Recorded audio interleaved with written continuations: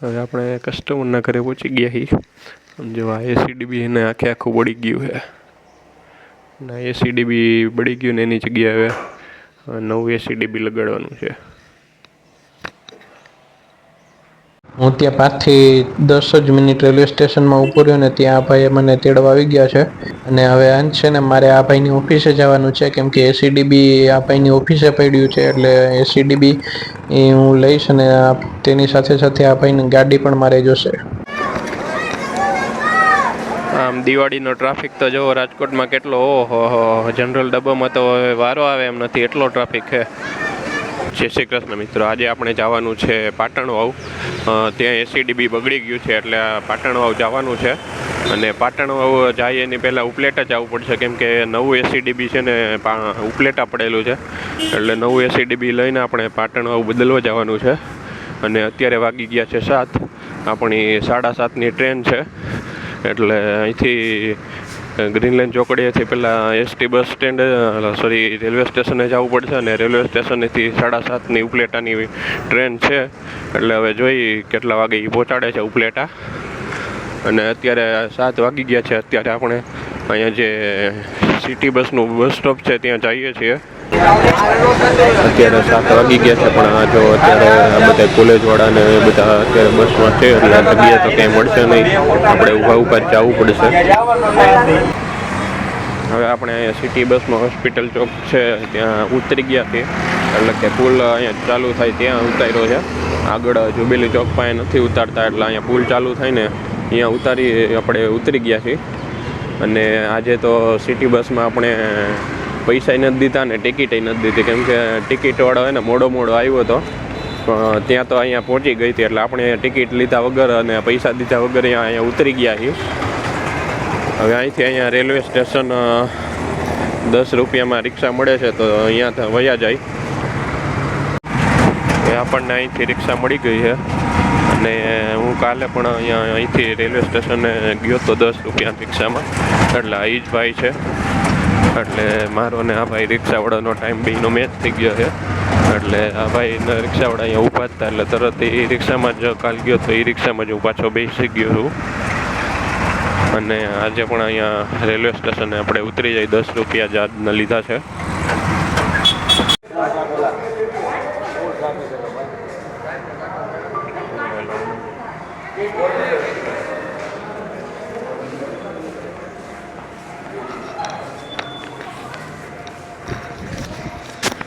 હવે અહીંયા રાજકોટથી ઉપલેટાની ટિકિટ લઈ લીધી છે અને 55 રૂપિયા જ ટિકિટ છે ઉપલેટાની।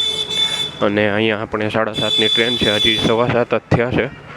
અને આ જે ટ્રેન છે ને તે રાજકોટથી પોરબંદર જાય છે અને આ અહીંયા પ્લેટફોર્મ નંબર 1A ઉપર ઊભી રહી છે। હું તમને દેખાડી દઉં અહીંયા આ જે સામેનું તમને પ્લેટફોર્મ દેખાય છે ને એ પ્લેટફોર્મ નંબર 1 છે અને અહીંયાથી આ બાજુ ડાબી બાજુ આપણે જોઈને તો પ્લેટફોર્મ નંબર 1A ડાબી બાજુ છે। અહીંયા અત્યારે 2 ટ્રેન પડેલી છે, એમાં એક ટ્રેન પોરબંદર જાય અને એક ટ્રેન વેરાવળ બાજુ જાય। હવે આપણે જોઈ કઈ ટ્રેન પોરબંદર બાજુની છે અને કઈ વેરાવળ બાજુની છે એ ખબર નથી। આ બેમાંથી ગમે એક આ રાજકોટ પોરબંદર વાળી આ ટ્રેન આપણે 1A ઉપર ઊભી છે કેમ કે 7:30નો ટાઈમ છે એટલે અહીંયા તમે 7 વાગ્યાની લગભગ આ ટ્રેન અહીંયા પ્લેટફોર્મ ઉપર મુકાઈ જાય છે। અને રાજકોટથી તો આપણને જગ્યા મળી જ જાય છે પણ આગળ જતાં જોઈએ હવે કેટલીક ભરાઈ છે ટ્રેનના અને લગભગ 2-2.5 કલાક આપણે ઉપલેટા પહોંચાડતા થશે। 7:30 વાગી ગયા છે અને એક્ઝેક્ટ ટાઈમે જ આપણી જે ઉપલેટાની પોરબંદરવાળી ટ્રેન છે એક્ઝેક્ટ ટાઈમે જ અહીંથી રાજકોટ જંકશનેથી ઉપડી છે। આમ જો આ રાજકોટ જંકશન છે।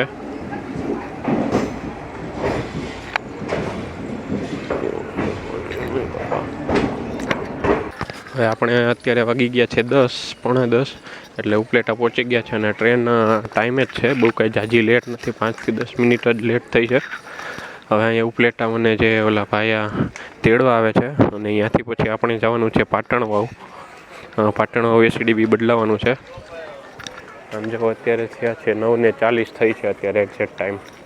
હું ત્યાં 5 થી 10 જ મિનિટ રેલવે સ્ટેશનમાં ઉતર્યો ને ત્યાં આ ભાઈએ મને તેડવા આવી ગયા છે. અને હવે અંત છે ને મારે આ ભાઈની ઓફિસે જવાનું છે, કેમ કે એસીડીબી આ ભાઈની ઓફિસે પડ્યું છે. એટલે એસીડીબી હું લઈશ અને તેની સાથે સાથે આ ભાઈની ગાડી પણ મારે જોશે. આપણે આ એસીડીબી લઈ લીધું છે અને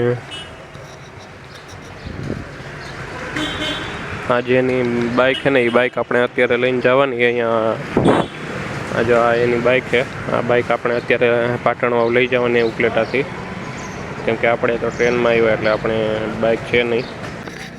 હવે આપણે છે ને આ સ્પ્લેન્ડર ગાડી લઈ લીધી છે અને અહીંથી પાટણ જવાનું છે. અહીંથી લગભગ 14 કિલોમીટર જેવું થાય છે. ત્યાં જઈને આપણે એસીડીબી બદલાવાનું છે.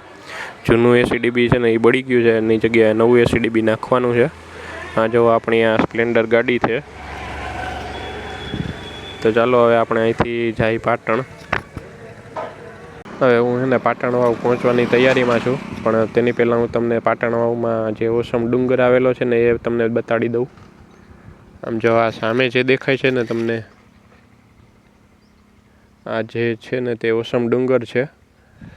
હવે અહીંથી લગભગ 2 થી 3 કિલોમીટર જ આગો છે. મેં કીધું તમને દૂરથી દેખાડી દઉં ને પછી અહીંયા જઈને તમને પાછો બતાડી દઉં કે કેવો મસ્તીનો લાગે છે ઓસમ ડુંગર.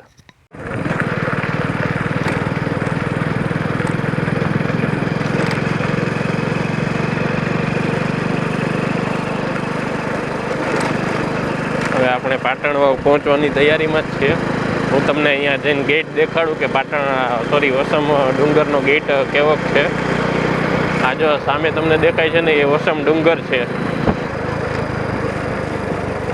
અને આ રસ્તો પણ થોડોક ખરાબ છે, પણ આજુબાજુ જે ગ્રીનરી છે તે બહુ મસ્તીની છે.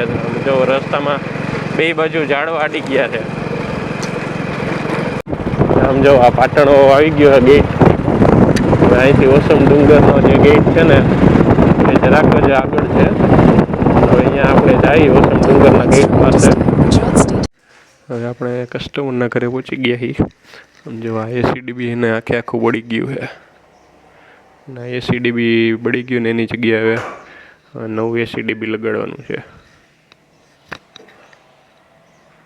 અત્યારે હવે આપણે જે જૂનું એસીડીબી બળી ગયું હતું ને એ કાઢી લીધું છે અને નવું એસીડીબી તેની જગ્યાએ ફિટ કરી દીધું છે. વાયરિંગ ને એ બધું કરી નાખેલું છે. અને હવે એસી જે આ એમસીબી છે તે ઉપર કરી ઓન કરેલી છે અત્યારે. એટલે હવે હું અત્યારે ચેક કરું છું કે આમાં ડીસી પાવર અને એસી પાવર બંને આવી ગયા છે કે નહીં. અને તમે વિડીયોમાં જોઈ શકો છો કે ડીસી બાજુની એમસીબી અને આ બાજુ એસી બાજુની એમસીબી બંને અત્યારે ઓન જ છે. આપણે હવે અહીંયા 11 વાગી ગયા છે અને 11 વાગે આપણે કસ્ટમરના ઘરે બધું કામ પૂરું થઈ ગયું છે. એસીડીબી જે જૂનું હતું એ કાઢી લીધું છે અને એની જગ્યાએ નવું એસીડીબી લગાડી દીધું છે. હવે આપણે અહીંથી 11 વાગે પાટણ વાવથી નીકળી અને અહીંયાથી ઉપલેટા જવાનું, અને ઉપલેટાથી રાજકોટની ડાયરેક્ટ બસ મળે તો રાજકોટની, અને નહીંતર આપણે જેતપુર કાલ નવાગઢ ગયા હતા તેની જેમ નવાગઢથી ટ્રેનમાં 1:30 વાગ્યાની ટ્રેન છે. હવે જોઈએ આગળ શું થાય છે. તમે વિડીયોમાં છેલ્લે સુધી વ્લોગ જોતા રહેજો. અહીંયા ઉપલેટા આવી ગયા છીએ. બધું કામ પૂરું કરીને અહીંયા ઉપલેટાથી હવે ડાયરેક્ટ રાજકોટની મળે તો ડાયરેક્ટ રાજકોટની, અને બાકી અહીંથી જેતપુર જાય તો નવા જેતપુરની. હવે જોઈએ હવે કઈ બસ મળે છે અહીંયા. અને અત્યારે અહીંયા વાગી ગયા છે 12. હવે 12 વાગ્યાથી આપણે જેતપુરની 1:30 વાગ્યાની ટ્રેન છે. એટલે 1.5 કલાકમાં જો કદાચ જેતપુર પહોંચી જાય તો જેતપુરની ટિકિટ લેશું, નહીંતર રાજકોટની ટિકિટ લઈ લેવું. હવે ઉપલેટાથી બસ આપણને મળી ગઈ અને આપણે 12 વાગે 12:05 બસ મળી ગઈ ઉપલેટાથી. અને અહીંથી જેતપુર 1 વાગ્યાની આજુબાજુ જેતપુર પહોંચી જશું. એટલે અહીંયાથી આપણે જે 1:30 વાગ્યાની ટ્રેન છે એ આપણે મળી જશે રાજકોટની. નવાગઢથી રાજકોટ 1:30 વાગ્યાની ટ્રેન છે. એટલે આપણે અત્યારે જેતપુર જઈએ છીએ. અત્યારે 1 વાગી ગયો છે અને અહીંયા આપણે નવાગઢ ચોકડીએ ઉતરી ગયા છીએ. હવે અહીંથી નવાગઢ રેલવે જંકશન છે તે ખાલી 700 થી 800 મીટર જ દૂર છે. એટલે આપણે અહીંથી ને હાલીને જવું 700 થી 800 મીટર. હવે આપણે અહીંયા નવાગઢ જંકશને પહોંચી ગયા છીએ. આ સામે જે સીડી દેખાય ને અહીંયાથી ડાયરેક્ટ જંકશન ઉપર જવાઈ જાય પ્લેટફોર્મ ઉપર. એટલે હવે આ ટ્રેન વહી જાય ને પછી આપણે અહીંયા સીડી ચડી જાવ ઉપર ડાયરેક્ટ, એટલે ડાયરેક્ટ આપણે પ્લેટફોર્મે પહોંચી જાય.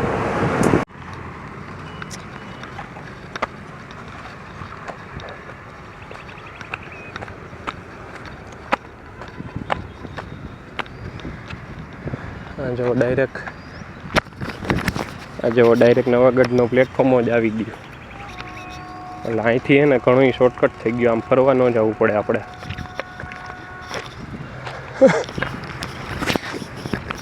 અને હજી તો એક જ વાગ્યો છે, લગભગ 1:30 કે 1:45ની આજુબાજુ આપણી જે રાજકોટ જવા માટેની ટ્રેન છે ને એ આવશે.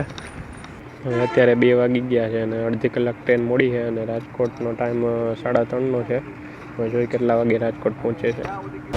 ઉપર આપણને જગ્યા મળી ગઈ છે, પણ જનરલ ડબ્બામાં નીચે તો કંઈ જગ્યા મળે એમ નથી. તો તમને એકવાર જનરલ ડબ્બો દેખાડી દઉં કેટલું ફૂલ છે.